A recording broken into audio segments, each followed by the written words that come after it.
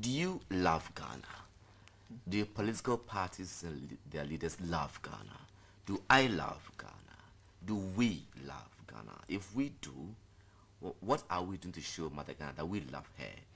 In the wake of all this political violence around the place, becoming the order of the day now, and the Christian Council of Ghana has never been silent. Every time it's been watching the barometer of the country's temperature to find out what is going on and come out occasionally, sometimes all year round, speaking to us, admonishing us not to take the peace we enjoy for granted.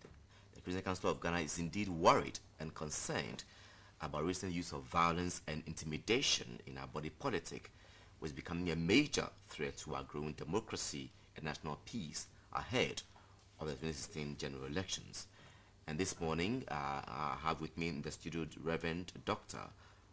Kwabena Opuni Frimpong, General Secretary of the Christian Council of Ghana. The council released a statement a couple of days ago, and I want to talk to him about this, plus other related and relevant issues concerning political violence in Ghana. Reverend Doctor, good morning. Good morning. Welcome to Breakfast Show. Thank you. Now, if you're watching us this morning, you could get interactive with us via WhatsApp. 0502 832032 is the number.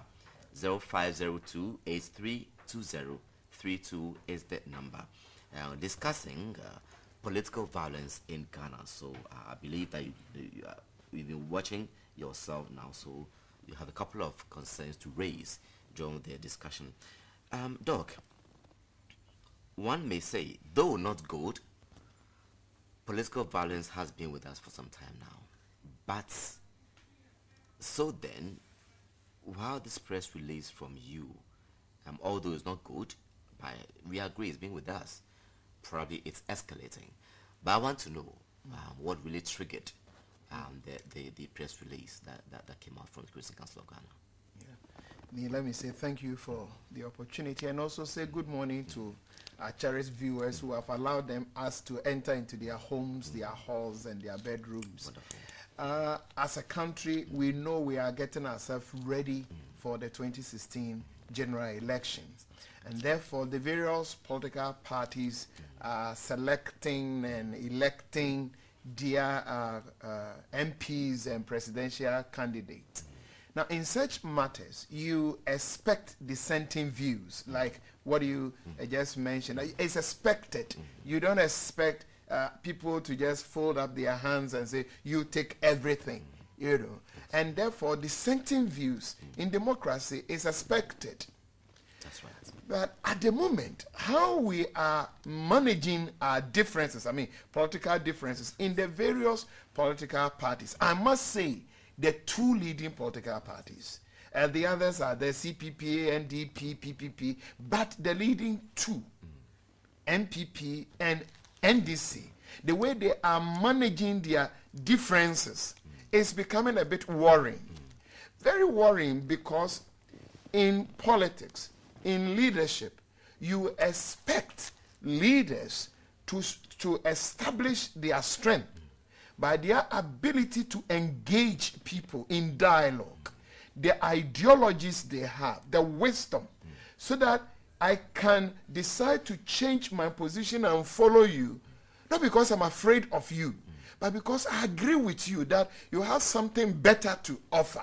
You know, so we must demonstrate our strength by influencing, by dialogue. But at the moment, some people, not all of them, are demonstrating how powerful they are by their ability to mobilize people to insult, attack. Some are cursing, what they call diabo, and then to some extent even killing people who seem to disagree with them. And we feel worried because that is not the way we should go as a country. Reverend Doc, rightly so, that in short, we should be tolerant of each other. Let's look at this intra-party issue now. What risk does it expose us to ahead of 2016 elections? Now, intra-party has become a problem, intra-party differences. When it moves on to inter-party, it might be worse. Reverend, you're based on that. Exactly, Ni. Because now it's like we are doing family affair, if you like. Now the intra is where a particular family, people who supposed to share common ideology, common political understanding. We share the same view. But we are looking for people in our various constituencies to push those political ideologies. Now, if family matters can go to the extent of attack, insulting, and some will go even to party offices to destroy the office. And now we are witnessing even killings within, throwing acid on others. The police are still doing the investigation, so we want to be very careful here. Yes. But then you get the impression that some of these killings may have political undertone. And you ask yourself, is that a way to handle internal family matters? Then when you are ready, and you are doing the inter-party meeting others, then what are we going to get next year? 2016. And that's why we are calling everybody, the office of the IGP, the Electoral Commission, the various political parties, all stakeholders, those are donors who are supporting us in our political processes, that we must not wait, including the churches and other religious bodies, that let's start our public education and whatever structures we can put in place on the ground as early as possible. We need not wait to see what we don't want to see, because what is happening intra-political relation should not be transferred into inter. That's right. You know, because that one, we know I don't agree with you. You are my opponent, if you like. That's right, yes. So even if I can do this to my friends, then what do I do to my opponent? That's right. And again, if we go that way, we are only sustaining what we call a culture of silence. There are many people who have ideas to share, even within internal political party, will decide to be quiet, because if I open my mouth and I'll get acid, if I'll open my mouth and somebody will send me to a deity somewhere to do diabo, if I open my mouth and they will track me and attack me and insult me, then I decide to keep quiet. But that is not what we should do as a people under democracy. Under dictatorship, we can push a culture of silence. But under democracy, we must sustain engagement. We must sustain debate. We must sustain dialogue. But the way things are going, many people, even if you want to talk, your wife may tap your shoulder and say, "Dear, please keep quiet. All right. Don't get involved." You know, and we must be worried as a country if we are getting signals of culture of silence from the various political parties. Remember, going forward and ahead, can we say, probably with a measure of caution, that political party leaders have failed in an extent to bring their people to order? Failure may be too strong a word to use, to but I think they have more to do. Yes. I am not aware of any political party organizing a kind of even school education for the new entrants. Some of the MPs and others have been around for long, so they have learned their lessons. But the new entrants, they just jump in, and they think it's the kind of, let me go and also show my mind. But that is not how to do. Democracy is wisdom, brains, ideas. So do they have platforms where they school people what it means to be, say, a member of our party? That we are not here to insult, to attack, but we are, my school days, they encourage debate. Now in our schools, students don't, extra curriculum stuff, you don't have time for that. So there are many people who can sustain debate. And they feel if they can engage you in terms of exchange of ideas, then they must insult you. They must attack you. So the political parties must educate their people what it means to be a member of our political party. So that they can tell people in the face that you can't play the game this way. It seems to me, too much political immaturity in our body politic at the moment. Some of them are in the system, but they play the game as if they have people they want to fight.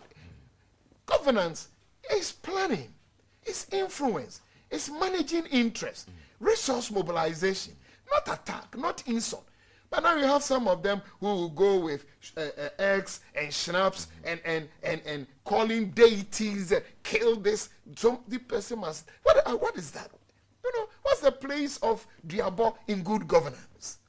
But that is what we get. Quickly, you expect political party, the leaders, to come out and condemn. That's right. We want to use your platform to plead, especially the two main political parties, quickly to come out and say no to political violence.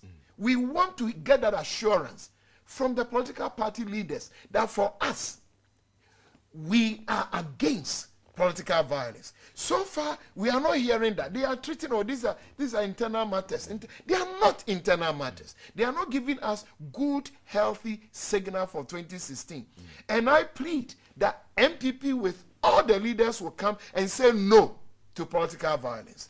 NDC leaders must come out quickly to tell Ghanaians that for us as leaders, we Yama and Sasu, no to political violence. But the way they are quiet, you are not very sure whether they are in support of what is happening, which I want to doubt. But if you don't come out and condemn it and tell your members and distance yourself and ask the police to arrest them and treat them issue as criminal issues, then we are becoming worried. We're becoming worried, and we want the various political party leaders, in fact MPP and NDC leaders, to get it straight that Ghanaians are becoming worried. At least those of us in Christian Council of Ghana, we are becoming worried about how you and your people are getting yourself ready for 2016. Reverend Doc, interestingly so, it's got to do with the big political parties, NDC and PP. Is it because power has been rotating in between them every time? Because, they've tasted power before, so it's difficult to be in opposition and all that. Whereas the other parties have not tasted power before, and so it looks like they have nothing to if you like, love a better word, nothing to live for. What do you make of that? It's interesting to... Maybe let's wait and see the day CPP, PPP, NDP, any of them will win power, then we'll see how they will behave. But IEA, Institute of Economic Affairs, has done a research that the winner takes all syndrome is sustaining political violence in our country. That's where the power, power comes because in. For some of them, this election thing is investment. It's not just going around and being nice with people. They spend money. They spend, it's investment. Exactly. Let's just say it's investment for some of them. Is. And so now it's becoming life and death. Because if I lose, it's like my whole investment is gone. And that fear is there. If people have that inner assurance that if it happens, that I don't win, there are still other things for me to do, because now you become MP, your chances of getting ministerial appointment is very high. So it's not just simple MP. So people will want to invest everything to win, so that it will open another better, opportunity for them.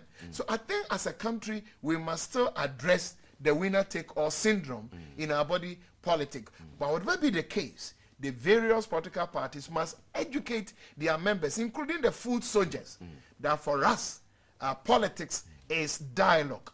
Politics is influence. Politics is ideology. Politics is not insult. Politics is not attack, beating people, going to snatch ballot boxes. Politics is not throwing acid. Politics is not pulling dagger. Politics is wisdom. Let us come to the table with ideas, not dagger. Reverend, before we go there, we have one message here. This one's from Lady D Kaswa. Lady D says, it is one party doing that. Let the truth be told to that person. It's like one child misbehaves and you include the whole family, and it's hurting the family the more. That's what she's saying. And I don't think the discussion is about a one party. Yes, we are talking about political violence, right, all of them. But all what I've said so far is that the two leading ones are also, if it's a race, it's like they are taking the front line. Yes, you're right. You're right. All right. Okay, so before I do another one, Can one say that political coloration has a role to play in all these? When one commits a crime, an offense, and the police is brought in, you hear a leader of a political party coming in, and before you realize, it is doused. What should we do about this also? I would have wished we have a police senior officer among us exactly to tell us exactly how they manage some of these things. Well, we hear about them. But from a distance, and we may be wrong. Sometimes. They may be the best people to tell their own story. But from a distance, you know, some of these things we are talking about are purely criminal. You know, the attacks we are witnessing and the acid throwing and the killings, they are criminal things. But then it seems when it happens within political parties, then they say, oh, this is family issue, this is family affair. And we are sustaining this also because if you go to Kenya, they have specific laws to handle electoral fraud. Wow. Yes. Now that is something we don't have in this country. So when somebody snatches a ballot box and destroy it, then we go to our laws and find out whether it should be under stealing or under what. If you go to Kenya, snatching a ballot box is under the electoral fraud law. So quickly they know what to do with you. And I think the legal framework also must be addressed. Our electoral system and the laws must be, we need to revisit them. But the fact remains that somebody commits a crime, and then at the end of the day, it becomes like family matters, leave it with us, we will handle it. So some of these food soldiers, they are not afraid because they know if they misbehave, there are people who will go behind the scene and get them out. That's right. And so we need to address that, but we don't have the police here, so maybe what we are saying, we don't represent the real situation. Of course. Now there is another message here. This one is from Nana Kwabena Takrad. It says, the major political parties are not doing enough to curb the political violence, even in their parties. Until NPP, NDC show discipline within their own parties, the national call can't be heard. And I want to believe their leaders are also worried because they do it to them also. They don't do this violently only to outsiders. They do it within. And so please, let the leaders come out and tell us how they themselves are addressing this internally and what they want civil society and all of us to do. They should not be quiet. We have one happens, it hits headlines, we all talk about it, then we push it aside, then a fresh one emerges. And we don't hear how the political parties themselves are responding to this. And that is why earlier when I said, when we get this kind of silence from them, from the leaders, it makes society, civil society, all of us, we are becoming worried because we as a people must also learn from what has happened in other countries. Right. And they should not just tell us, oh, you wait, you wait. We just can't wait. We must be proactive. That's right. So they must set agenda to address their own internal violence, how they want to address the kind of education. Not only police should arrest them, but we want to see a new paradigm shift. We are doing education. We are doing this. If you are with us and you support, you fund this, we will throw you out. We discipline you. We want to hear such positions coming from the various political parties. Well, there's another one, a follow-up here. This one is from Nana Ba Inside Tema Community 3. She says, hello, good morning, Bosnia. I want you to tell the bishop that he said so much during this morning's interview. And I do agree with him. Because at the moment, the two political parties aren't giving us any good signal for 2016. Operation Stop Political Violence. Hashtag, that's what she's presented here. So, and she's rightly so. I mean, we're not seeing any good signals ahead of the 2016 general elections. But there's hope. I mean, that is why we must start the campaign early. You know, normally Christian Council and others will wait, and then the election year, we start our public education, we call for prayer, we call for... But the way they have also started, you know, it's like they raise the temperature too early. You know, and that is why we must also intensify public education. And again, we thank GBC, GTV for the opportunity for us also to do our public awareness campaign and tell Ghanaian young people especially, please, please, young people, Ghana must give you a hope and a future. Our leaders must not give you a future that you are not certain what you are going to do with it. They have benefited from Ghana. They must leave a better Ghana behind. So when somebody invites you and they fund you, they put you in buses, go and misbehave, just nicely, diplomatically tell that person, Daddy, I'm sorry, I can't be part of this. So young people, wherever you are, you have a future. Live for it. And don't let some of these politicians also mislead you. And those of you who are mobilizing some people's innocent sons and daughters, please, let us keep a better Ghana for Ghanaians. Let's protect the future for them. But the way you are pushing them into violence, and they are maimed, they are destroyed, some of them are killed. You go there the first day, you do nice funeral for them. 3 months, you forget about them. Please, save our young people. Okay. Reverend, before we go, one last message here, I should say. This is from Richard from Kwashima. It says, I agree with Reverend Doctor very much that the two political parties are very immature in handling political violence, and we cannot continue to pay our citizens for their selfish ambitions. In fact, not all of them. This, you know, some of them are very mature. They know what they are doing, and they are playing the game very well.